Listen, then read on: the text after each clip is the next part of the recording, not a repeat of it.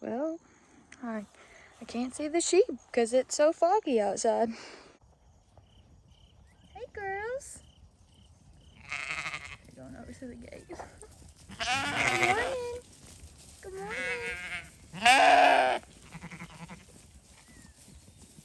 Come on, big mama.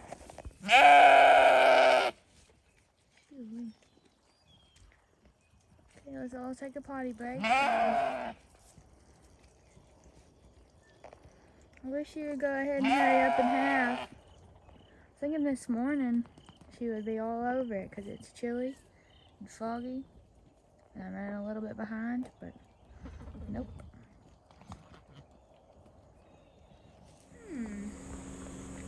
I spy a combine at the shop. What does this mean? Oh wait, I spy another combine.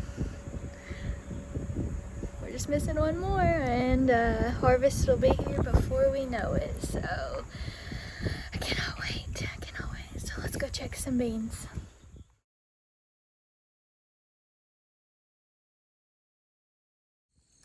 Goodness, things are changing quick around here. So let's just snap open a pod. What do you say? Let's take a taste test. We can already tell that these are a little high in moisture already because they're still pretty swollen. I would say we go ahead and do the bite test, but no sense because we can see how big they are. I'm a pro at the bite test, by the way, meaning you bite into it and see if they're dry or not, and considering these are still pretty. So while I said that I found some behind me that had mostly dropped their leaves, we still have a lot that still have their leaves on them. Look at that beautiful sunshine. Oh, look, even got the blue dot. You know what that means. Quit pointing the phone at the freaking sun, Caitlin. But look at all those pods. I mean, doesn't get any better than that. So like I said, we've got a little while left. We can see the sun starting to glisten. Pods are really starting to show out. Obviously because they don't have any leaves in the way of them. As soon as those leaves start dropping, y'all, the plant really starts to dry out. So we'll be in the combine before you know it. So guys, a little bit about how fast our double crop have matured. As you can see, they're filled with pods all the way to the top. They are not full pod yet. Obviously you can kind of see it with the sun glistening right there. Okay, well you can't on camera, but I can see it. So I'll show you what the inside of one looks like. Hang on one. So you guys know how I actually told you guys that we got adequate rainfall for our double crop, and as in coming up a good stand. Well, we also need rainfall about this stage. It doesn't look like there's any in the forecast right now, but this is very important. So yes, we've already passed the reproductive stage, but we're actually trying to fill the pod now. We are filling currently, but without moisture they cannot get any bigger.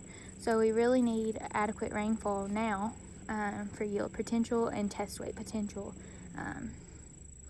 So as you can see, the boys have been very busy today and Friday. They have been moving all the marshmallows, and as you can see, like right there, that bunch really looks like we forgot to cut that sorghum sedan. But what happened was it rained and we weren't able to move our bales where we had stacked them, so we just left it there. We figured that it would be better just to leave them there rather than track over the sorghum sedan and lose more of our cutting. So they only have a few left, so they made a lot of progress today. We are hoping to get a third cutting off this, but if it doesn't rain, we probably will not be able to. So I will just bush hog these little areas and we'll see what happens.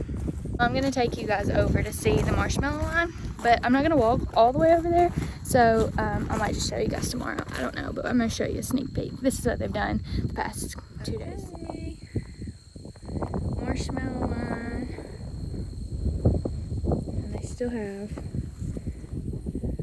all this to go. There's like over 1,000 bales here, so the cows will be ready to meal. I've also had a lot of questions about like how we feed the marshmallows, how we pick them up. So I'm going to take you over here and I'm going to show you how we move these bales. We use a skid steer, and you can also put these on a tractor. We use a skid steer just to move them around pretty fast. But these are called soft hands, and what happens is they just grab the bale like this rather than using them with a spear. If we were to use a spear, we we would poke the hole in the plastic, which would then make a hole in the plastic, which we don't want because we want it to ferment properly. So when people say, like, how do we feed these? So you can either feed them with the soft hands, or you can feed it with a spear whenever you are ready to feed, which is normally what we do. So when you feed it with a spear after the fermentation process, when you're ready to put it out to your cows, you spear it. We cut a circle around the front of the bale, we cut a circle around the back of the bale, and then we slit it in the center, and then we take off all the plastic. When you do that, be ready to smell like a fermented bale. But cows love it, so it's worth it, right? These are some of the calves that we weaned a couple months ago. The steers were feeding up, and then some of the others are heifers, and we are just keeping them all separate from the main herd. Number 41 in front of us is a heifer. Of course, we're going to keep her. 55 is a heifer. Okay, guys. Beautiful. Beautiful.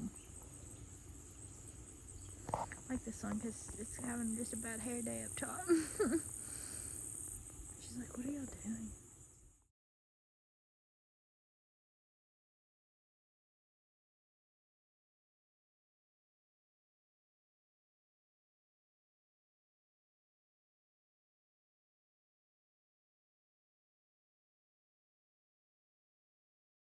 Reva girl. Hey, Reva girl.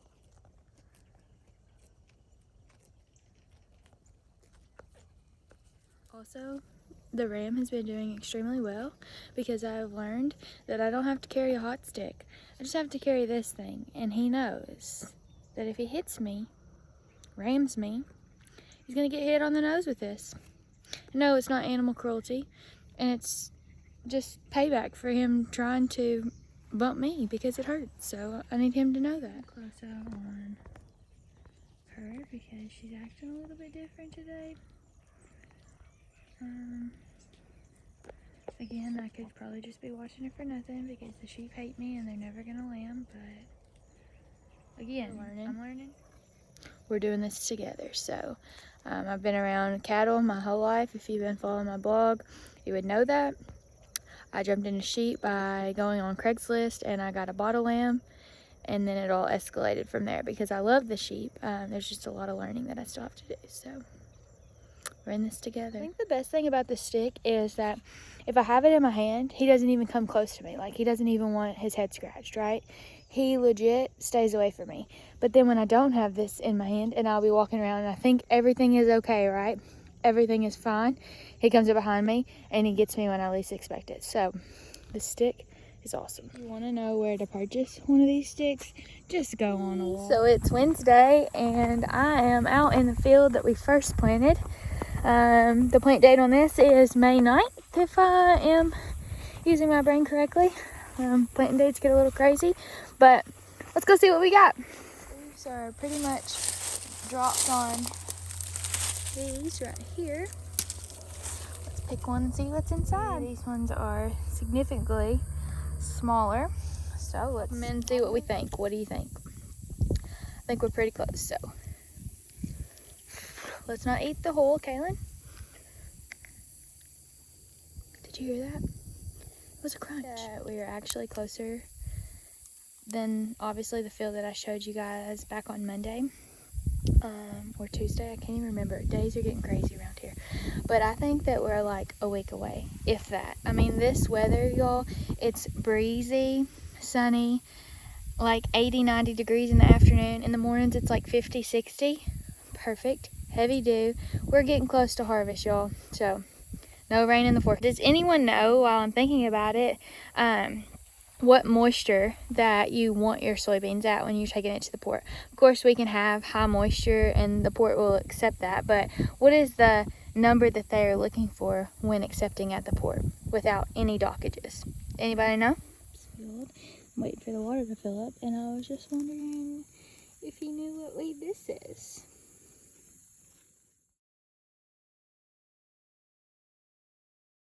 Another one. What weight is this?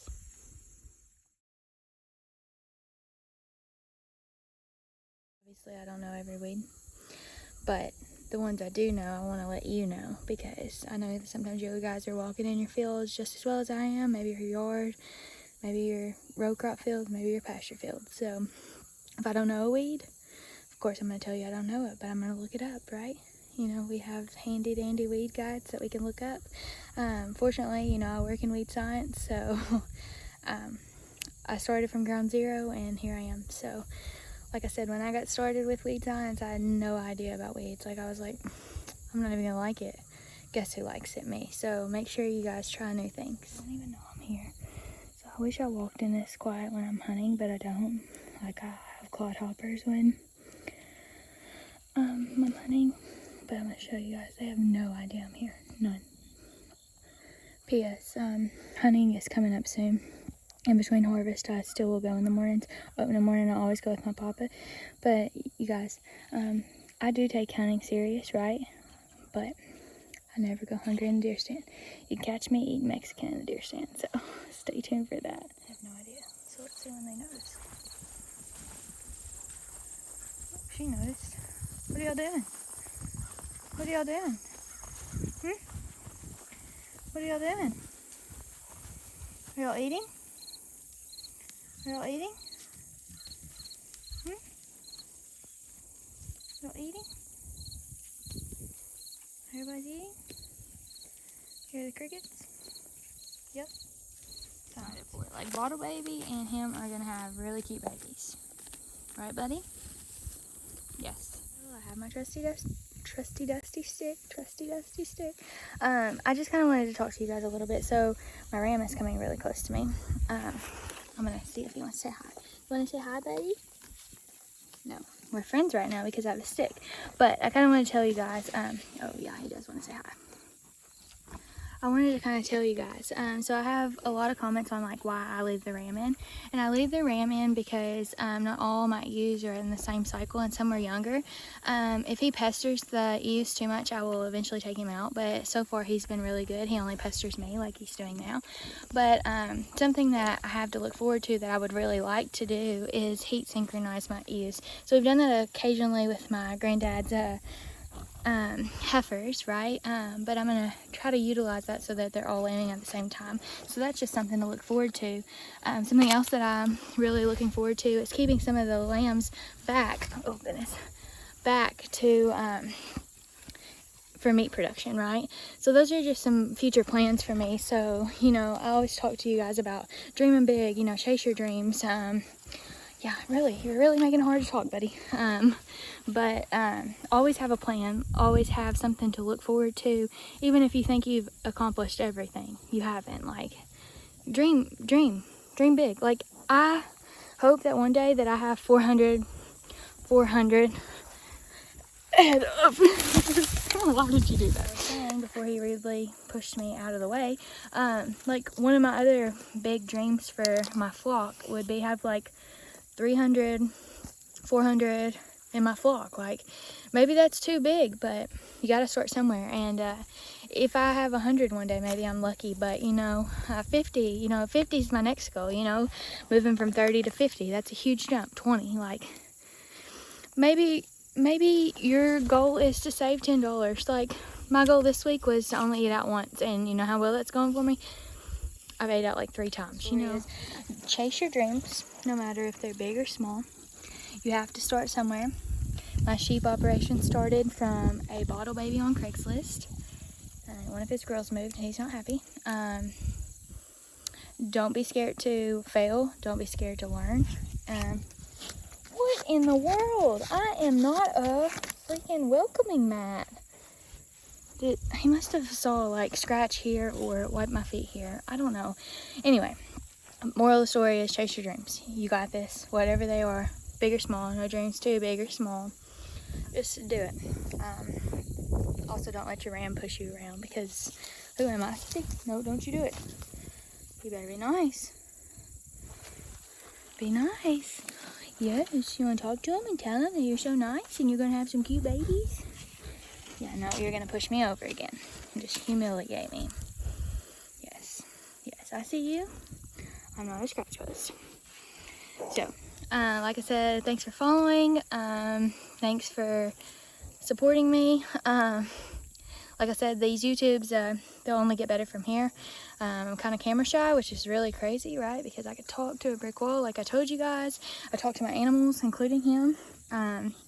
But the future, we'll see what happens. But we hope that it's going to get bigger and better. So thanks again for following. Thanks for watching. And don't forget to hit the subscribe button. Bye, buddy.